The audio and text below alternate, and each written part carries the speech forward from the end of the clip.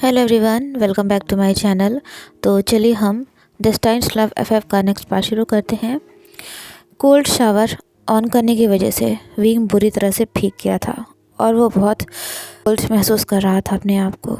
तभी अचानक से वांगजी उसे अपनी बाहों में खींच लेता है। वांगजी जब रूम से बाहर आया और उसने विंग को बाथरोब्स में देखा जो कि वो चेंज करके आया था, न जाने कैसे उसके फेरोमोन्स स्प्रेड होना शुरू हो गए। वो अपने ऊपर से कंट्रोल खो बैठा और एकदम से उसने विंग को बेड पर पुश कर दिया। जब वांगजी अपने सेंसेस में आया तो उसने देखा कि वो विंग के ऊपर था और उसके हाथ विंग के सीने पर थे। उसने विंग के रोप्स को भी इधर उधर कर दिया था। विंग को तो बहुत ही ज़्यादा नर्वसनेस हो गई थी, वो बहुत घबरा गया था। तभी वांगजी उसके ऊपर से उठा और बेड के एक कोने पर बैठ गया। विंग ने भी खुद को संभाला और बेड पर बैठ गया। माहौल बहुत ही सीरियस हो गया था। वो और वांगजी दोनों ही अलग अलग डायरेक्शंस में देख रहे थे। विंग ने अपनी रोप्स को ठीक किया। तभी वांगजी बोला, विंग, आई एम सॉरी, पता नहीं अभी मुझे क्या हो गया था और आज मैंने जब तुम्हें सबके सामने किस किया था तो मैं। तभी विंग बेड पर से उठा और बोला, इट्स ओके मिस्टर लैन, आपको सॉरी बोलने की मुझसे कोई ज़रूरत नहीं है। आपने मेरे डैड की इतनी हेल्प करी है, मुझे इतना ज़्यादा हेल्प किया था, मेरी फैमिली की इतनी मदद करी है, इतना तो मैं अफोर्ड ही कर सकता हूँ। कि सुनते ही वांगजी चौंक गया और वो बोला, विंग, ये तुम क्या कैसी बातें कर रहे हो, ऐसा ऐसा कुछ भी नहीं है। तभी विंग वांगजी की तरफ मुड़ा और बोला, मिस्टर लैन, लेकिन आई होप इन फ्यूचर आप मेरे साथ कुछ भी करने से पहले एक बार मुझे आगाह कर देंगे कि आप क्या करने वाले हैं, क्योंकि मैं इस तरह से सबके सामने एम्बेरस नहीं होना चाहता हूँ। और दूसरी बात, जिस तरह से आपने मेरी और मेरी पूरी फैमिली के बारे में पता किया है, वैसे मैं नहीं कर सकता क्योंकि आपकी फैमिली बहुत रिच है और पावरफुल भी है। लेकिन प्लीज़ कम से कम आप मुझे अपने बारे में सब बता तो सकते हैं ना। मैं अभी तक यही सोच रहा था कि क्या आपने मेरी वजह से अपनी एंगेजमेंट तोड़ दी। Please mister वांगजी। तभी अचानक से वांगजी ने विंग को अपने सीने से लगा लिया। वांगजी ने अपने अल्फ़ा फेरोमोन्स को कंट्रोल कर लिया था। अब वो विंग को परेशान नहीं कर रहे थे। उसने कहा, सॉरी विंग, मैं तुम्हें हर्ट नहीं करना चाहता था और ना ही एम्बेरस करना चाहता था। I am really really sorry wing. Wing की आंखें नम हो गई थी। उसने कहा, मिस्टर लैन, मुझे पता है कि हमारा ये रिश्ता बस एक कॉन्ट्रैक्ट मैरिज है, हमने पेपर्स पे साइन किए हुए हैं, लेकिन इन 6 महीनों के लिए हम एक दूसरे के लाइफ पार्टनर्स हैं, हस्बैंड वाइफ हैं, हमें ऐसे ही रहना है सबके सामने। तो प्लीज़ आप मुझसे कुछ भी मत छुपाइएगा और ना ही तो मैं आपसे कोई बात छुपाऊँगा। वांगजी ने विंग को और कसकर अपनी बाहों में भर लिया। विंग को तो एहसास ही नहीं था कि उसकी वजह से वांगजी की बॉडी अराउज्ड होने लगी थी। तभी जैसे ही उसका हाथ वांगजी के स्टमक के थोड़ा सा नीचे गया तो अचानक से विंग वांगजी से दूर हो गया और वो बोला, सॉरी सॉरी, वो मैं। विंग का पूरा फेस रेड हो गया था। वो बोला, मिस्टर लैन, मैं बहुत थक गया हूँ, मुझे नींद आ रही है, मैं सोने जा रहा हूँ, गुड नाइट। ये कहते ही विंग जल्दी से बेड पर गया और ब्लैंकेट को अपने ऊपर डाल लिया। वांगजी अराउज्ड हो गया था, इसलिए वो शावर लेने चला गया ताकि वो अपने आप को और अपने फेरोमोन्स को कंट्रोल कर सके। विंग ब्लैंकेट के अंदर ही था, पर उसे बार बार वो पल याद आ रहा था जब वांगजी ने उसे बेड पर पुश कर दिया था। वांगजी की वो आंखें कितनी ज़्यादा सिडक्टिव थी, उनमें एक अजीब सी कशिश थी जो विंग समझ नहीं पा रहा था कि वो क्या था। क्या वांगजी के फेरोमोन्स स्प्रेड होना शुरू हो गए थे इस वजह से? ऐसा क्या हुआ था? वो सोचने लगा, मैंने तो अपने फेरोमोन्स कंट्रोल करने वाली मेडिसिन को भी ले रखा है, तो फिर मिस्टर लैन अचानक से ऐसे क्यों हो गए, वैसे क्यों बिहेव करने लगे थे?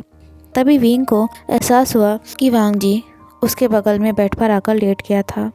विंग ने धीरे से अपनी ब्लैंकेट को थोड़ा सा साइड किया तो उसने देखा कि वांगजी उसकी तरफ मुंह करके लेटा हुआ था। वेट हेयर्स में वांगजी और ज़्यादा हैंडसम लग रहा था। वांगजी विंग की तरफ देख रहा था। वो बोला, सॉरी विंग, जो आज हुआ वो फिर कभी नहीं होगा। विंग ने अपनी नज़र दूसरी तरफ करते हुए कहा, ओह ओके। वांग जी बोला, विंग अगर तुम्हें मेरे साथ एक बेड पर लेटने में अनकंफर्टेबल फील हो रहा है तो मैं सोफ़ा पर लेट सकता हूँ जाकर, मुझे कोई प्रॉब्लम नहीं है। विंग के दिल की धड़कनें बहुत तेज़ हो गई थी। वो बोला, नहीं, मेरा मतलब है आप यहाँ बेड पर लेट सकते हो, मुझे कोई प्रॉब्लम नहीं है, और वैसे भी ये रूम आप ही का है। वांग जी एकटक विंग की ओर देखे जा रहा था। वो बोला, विंग इन 6 महीनों के लिए मेरी हर चीज़ पर तुम्हारा पूरा अधिकार है। विंग अपने कमरे की छत की ओर देख रहा था। 1 घंटा बीत गया, 2 घंटे बीत गए, पर अभी भी न वांग जी को नींद आई थी और नहीं तो विंग को। विंग ज़बरदस्ती अपनी आंखें बंद करके लेटा हुआ था कि शायद किसी तरह से उसे नींद आ जाए, पर नींद तो शायद गायब ही हो गई थी दोनों की आंखों से। रात का 3 बज रहा था, तभी अचानक से एक तेज़ आवाज़ से विंग की आंखें खुल गईं। उसने देखा कि वांग जी बेड पर नहीं था। विंग बोला, मिस्टर वांग जी, लान वांग जी, हेलो मिस्टर वांग जी, आप कहाँ हो? पर उसे कोई आंसर नहीं मिला। वो बेड से उठने ही वाला था कि तभी उसने देखा कि रूम का डोर ओपन हुआ है और वांग जी अंदर आया। उसके हाथ में एक गन थी। विंग शॉक्ड हो गया। वो चुपचाप बेड पर ही लेटा रहा, गन को ड्रॉअर में रखे। फिर एक बार वांग जी बेड पर आकर लेट गया। विंग बहुत बेचैन सा हो गया था। वो सोचने लगा, इतनी रात को मिस्टर वांग जी कहाँ गए थे और उनके पास ये गन, पर वो चाहकर भी वांग जी से इस बारे में कुछ नहीं पूछ सकता था। अगली सुबह जब विंग की आंखें खुली तो उसने देखा कि उस बड़े से रूम में वो बिल्कुल अकेला लेटा हुआ था। विंग को आदत नहीं थी इतने बड़े कमरे में अकेले रहने की। उसका एक छोटा सा घर था, छोटी सी फैमिली थी। यहाँ पर भी उसकी फैमिली बहुत बड़ी नहीं थी, लेकिन ज़मीन आसमान का अंतर था दोनों तरह की ज़िंदगियों में। वो अंगड़ाई लेता हुआ उठा, तभी उसे साइड टेबल पर एक पेपर मिला जिस पर कुछ लिखा हुआ था। विंग ने उस पेपर को उठाया जिसमें वांग जी ने लिखा था, सॉरी विंग, मैं तुम्हारे उठने तक यहाँ नहीं रुक पाऊँगा। मुझे अर्जेंटली हॉस्पिटल जाना पड़ रहा है। मैं तुम्हारे साथ आज ब्रेकफास्ट करना चाहता था। आई नो कि तुम्हें बुरा लग रहा होगा। सॉरी, तुम मॉम से मिल लेना, वो तुम्हें सब अच्छे से समझा देंगी। उस नोट को पढ़कर विंग हंसा और बोला, मिस्टर लान वांग जी, आप भी ना, आपको मेरी इतनी फ़िक्र करने की ज़रूरत नहीं है। लाची चंद को होश आ चुका था। वांग जी ने जैसे ही अपने बड़े भाई को होश में आया हुआ देखा, वो उसके पास गया और बोला, गागा, आप ठीक तो हो ना? लेकिन शिचन उसे कोई जवाब नहीं दे रहा था। वो चुपचाप ऐसे ही एक साइड में, यानी कि मतलब जो रूम की विंडो थी उससे बाहर देखता जा रहा था। वांग जी ने उसका हाथ पकड़ा और कहा, काका प्लीज़ आप खुद को हर्ट करना बंद कर दीजिए। जो हो चुका है उसमें आपकी कोई गलती नहीं थी। आप यहाँ में कोई से ठीक नहीं कर सकता है। आपको अपनी लाइफ में आगे बढ़ना ही होगा। मैं, मॉम, अंकल आपको ऐसे इस हाल में नहीं देख पा रहे हैं। प्लीज़ काका। तभी शिचन ने वांग जी की ओर देखा और कहा, वांग जी, शीफेंग ने ऐसा क्यों किया मेरे साथ? मैंने तो उससे इतना प्यार किया था। मॉम डैड के खिलाफ जाकर उससे शादी करी और वो मुझे इस तरह धोखा देकर चला गया। हमारे बेबी को भी वो साथ में लेकर चला गया। हाँ जी, सोसाइटी में एक ओमेगा तो अपने दर्द को बयान कर सकता है, उसके दुख को, उसकी तकलीफ़ को हर कोई समझ सकता है, लेकिन मुझ जैसा एक अल्फ़ा क्या करे? मैं किसी के सामने रो भी नहीं सकता। हाँ जी, मैं जीना नहीं चाहता हूँ। शीफेंग और मेरे बेबी के बिना मुझसे एक सांस भी ठीक ढंग से नहीं ली जा रही है। हाँ जी, क्यों मुझे सच्चा प्यार करने का ये नतीजा मिला? क्या मैं? तभी वांग जी ने अपने ब्रदर के हाथ को हल्के से प्रेस करते हुए कहा, गागा, मैं जानता हूँ कि आप बहुत परेशान हो, लेकिन मैं आपसे वादा करता हूँ कि सब ठीक हो जाएगा।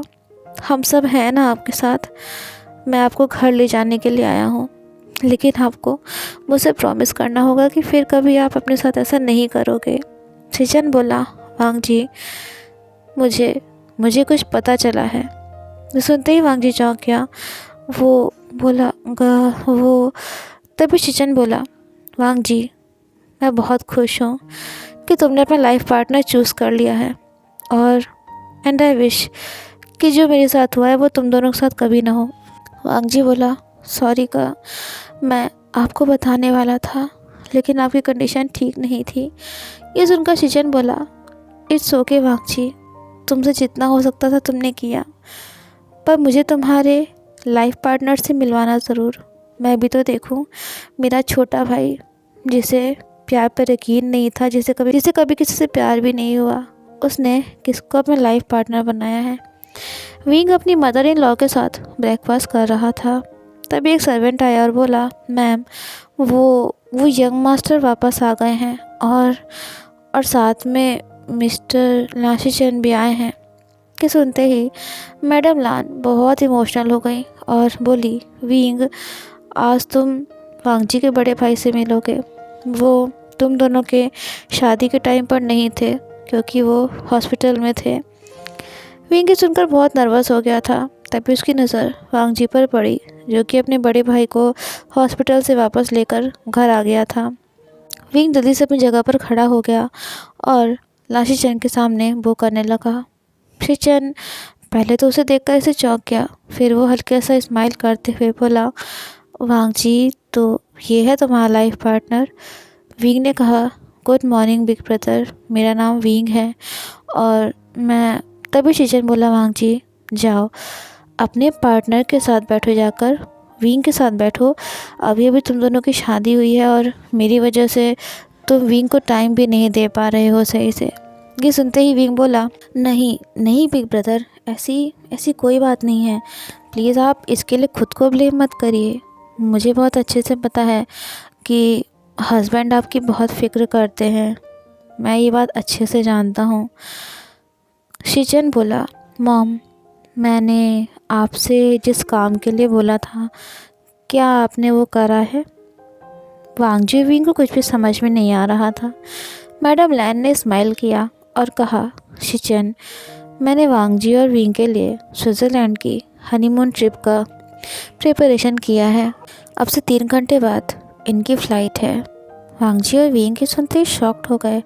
क्या हनीमून? वो दोनों एक दूसरे का फेस देखने लगे। वांग जी बोला, लेकिन मॉम, मैं अभी कहीं नहीं जा सकता हूँ, मुझे आपकी काका की देख रेख करनी है और जल्दी कंट्री के सिटीजन्स के सामने एज अ रॉयल प्रिंस मुझे अपनी जगह संभालनी है। मैं विंग के साथ हनीमून पर नहीं जा सकता हूँ। मेरा कहने का मतलब है कि हम बाद में चले जाएंगे। विंग बोला, yes mother in law and big brother, husband बिल्कुल ठीक बोल रहे हैं, अभी बिग ब्रदर की भी तबीयत ठीक नहीं है, हम बाद में अपने हनीमून पर चले जाएंगे। विंग बहुत ज़्यादा घबरा गया था। उसने अनजाने में वांग जी का हाथ कसकर पकड़ लिया। वांग जी विंग के टच से चौंक गया और वो उसकी तरफ देखने लगा। शिचन बोला, वांग जी, तुमने अब तक मेरी बहुत केयर करी है, बड़ा भाई मैं था, लेकिन जिम्मेदारी सही तुमने निभाई है। अब हमारी फैमिली में एक न्यू मेंबर जुड़ गया है, जिसकी खुशी का ख्याल रखना हम सबका फ़र्ज़ बनता है। और वांग जी, तुम्हारा तो खास करके, तुम और विंग जाओ और अपने हनीमून को एंजॉय करो, और जैसे जल्द हमको एक गुड न्यूज़ दो। यहाँ मैं, मॉम और अंकल सब संभाल लेंगे। विंग सोचने लगा, गुड न्यूज़? अब वो गुड न्यूज़ कहाँ से दे, जबकि उनकी तो शादी कॉन्ट्रैक्ट मैरिज थी, उनके बीच में तो ऐसा कुछ रिश्ता भी नहीं था। शिचन बोला, वांग जी, मुझे मेरी कंपनी भी देखनी है, जो इतने दिन से अंकल को देखना पड़ रहा है, एंड आई प्रॉमिस कि मैं फिर कभी ऐसा कुछ नहीं करूँगा जिसकी वजह से तुम सब परेशान हो। विंग के तो पसीने आने लगे थे। वांग जी बोला, लेकिन का। तो शिचन बोला, लेकिन कुछ नहीं है, जो मैंने कह दिया है वो तुमको करना ही पड़ेगा। जाओ तुम दोनों और फिर पैकिंग करो, तुम दोनों की फ़्लाइट का टाइम होने वाला है। विंग मन ही मन सोचता है, अब मैं क्या करूँगा, इतना जल्दी इतना सब कुछ। वो और वांग जी अपने रूम में वापस आ गए थे। विंग बोला, मिस्टर वांग जी, अब हम क्या करेंगे? हम हनीमून पर नहीं जा सकते हैं। मुझे तो आपके साथ बस इस सब का नाटक करना था। अगर किसी को पता चल गया कि हमने कॉन्ट्रैक्ट मैरिज करी है तो क्या होगा? हम कैसे किसी को जवाब देंगे, कैसे किसी को फेस करेंगे? मिस्टर वांग जी, मैं आपकी फैमिली को धोखे में नहीं रख सकता हूँ, मैं नहीं कर सकता ऐसा। I need to tell them कि ये सब। और और अभी आपके शिचन काका ने बोला कि उनको गुड न्यूज़ चाहिए। Good news? हाउ? कैसे कैसे हम उनको गुड न्यूज़ दे सकते हैं? तभी वांग जी ने विंग के लिप्स पर अपनी फिंगर रखी और कहा, विंग प्लीज़ शांत हो जाओ। मुझे भी नहीं पता कि कब मॉम और ब्रदर की बातें हुई और उन्होंने ये सब प्लानिंग कर ली। विंग बोला, लेकिन अब हम क्या करेंगे? तभी वांग जी बोला, विंग हमें हमारे हनीमून पर जाना ही होगा, नहीं तो मॉम और गागा को हमारे ऊपर डाउट हो जाएगा और मैं किसी तरह का रिस्क नहीं ले सकता हूँ। विंग को रोना आ रहा था कि उसने अपने आप को किस मुसीबत में फंसा दिया था। उसने और वांग जी ने अपनी पैकिंग शुरू करी। तभी वांग जी बोला, विंग मैं ऐसा नहीं बोल रहा हूँ कि तुम्हारे कपड़े आउटडेटेड हैं, लेकिन स्विट्ज़रलैंड में बहुत ठंड है, इसलिए तुम मेरे क्लॉथ्स पहन लेना जो काफ़ी वार्म है। विंग बोला, मिस्टर वांग जी क्या मैं आपसे एक बात जान सकता हूँ? आप मुझे ये बताइए कि आपने अचानक से मुझसे शादी करने का इतना बड़ा फ़ैसला क्यों किया?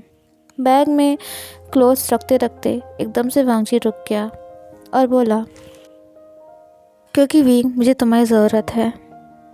वांग जी का ये जवाब सुनते ही विंग का दिल बेचैन सा हो गया। वांग जी को उसकी ज़रूरत है, क्या मतलब था इस बात का? वांग जी ने बैग पैक कर लिया और विंग से कहा, विंग डोंट वरी, हम हनीमून पर जा रहे हैं, लेकिन तुम वहाँ पर बिल्कुल फ्री होकर रह पाओगे। जैसे हमारा रिश्ता रूम के अंदर है वैसे ही वहाँ पर होगा। यहाँ की तरह हमारे ऊपर कोई नज़र नहीं रखने वाला है। वो दोनों अपने अपने बैग्स लेकर वहाँ से निकल गए। लेकिन ये क्या, जल्दी जल्दी में वांग जी और विंग अपने फेरोमोन्स को कंट्रोल करने वाले मेडिसिन को तो यहीं भूल गए थे। और विंग तो इतना बड़ा वाला भुलक्कड़ था कि वो ये भी भूल गया था कि जल्दी ही उसकी हीट स्टार्ट होने वाली थी।